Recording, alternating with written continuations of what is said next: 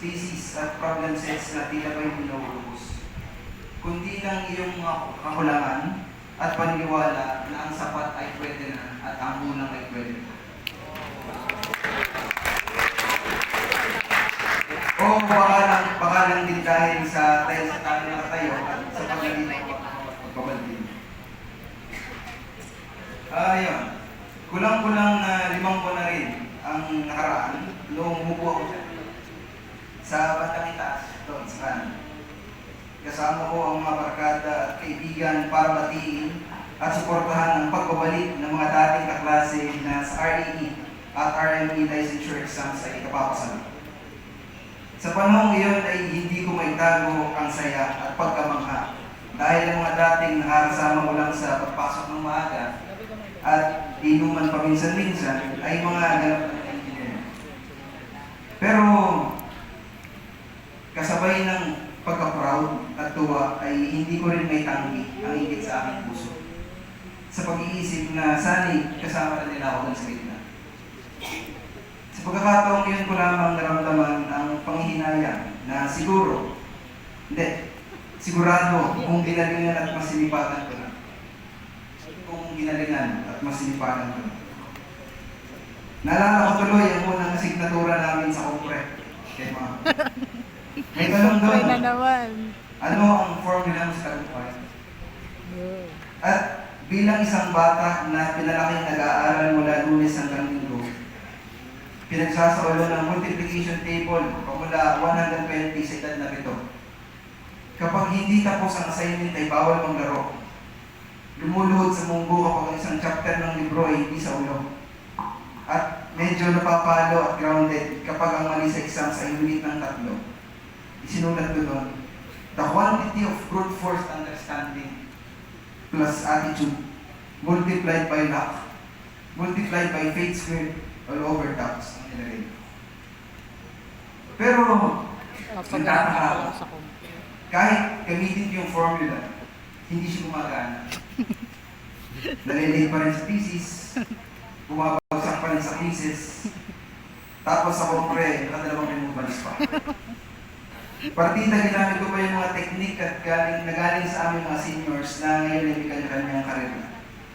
Nagtanong tuloy ako kay ChatG.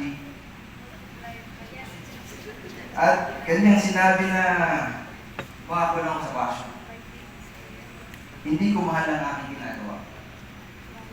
At aminado ako doon, hindi ko po pangarap maging electrical engineer. At wala.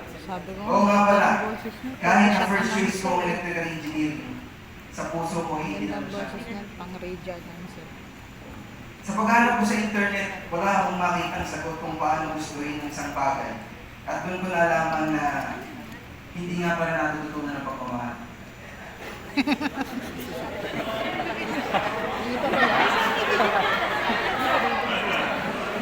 Sabi nga, you cannot love without giving. Hindi ka daw pwedeng magmahal na hindi nagbibigay. But I also realize that you can also accept without loving back. Kaya yun, binalansi ko yung dalawa. Habang mayroon akong natututunan, marami din akong sinusuko at pinilitawan. Kung tatanungin siguro kung mahirap ang kursong ito, isa lang may isagot ko. Dahil sa electrical engineering, natuto akong pagdasal ang sarili. Akala ko dati, saka lang sumusubok kapag nahihirapan na. Mali pala. Bago ka man magsimula, isuko mo na. Saan niya?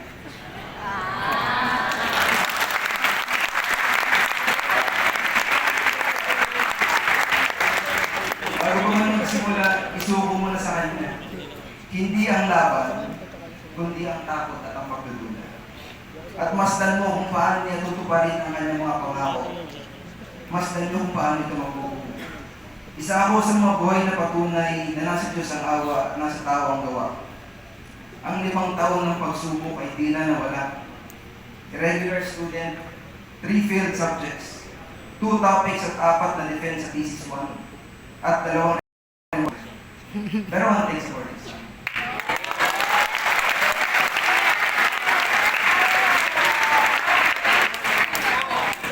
makapagtapos at mag-review ng 2 buwan, ganap na license electrical engineer. Mas madali siguro kung tulad ng Calcio ay may shit solve din sa buhay. Kaso walang kalpek sa mga natatanggap natin mga personal problema. Hindi pwedeng sa ganyan, kasyo ganito. Hindi ka, palaging babalik ka sa umpisa. Ililista mo muna kung anong meron, tapos saan natin mo anong nawawala. At sa loob ng 5 taon, ay natagpuan ko na rin ang bagong formula kung saan ang tagumpay na big ay equal sa current na ay multiplied sa mga resistance na sumusubok sa atin. Kung sumablay man yun, huwag agad subuan. Baka mali lang kayo ng working equation. Dahil kahit na nakasiris man ang dumadating problema sa ating buhay, nakaparalel naman dito ang tagumpay.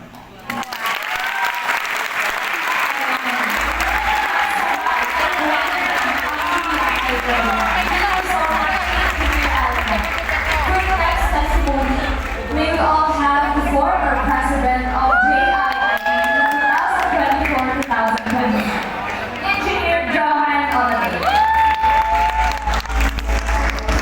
2 buwan na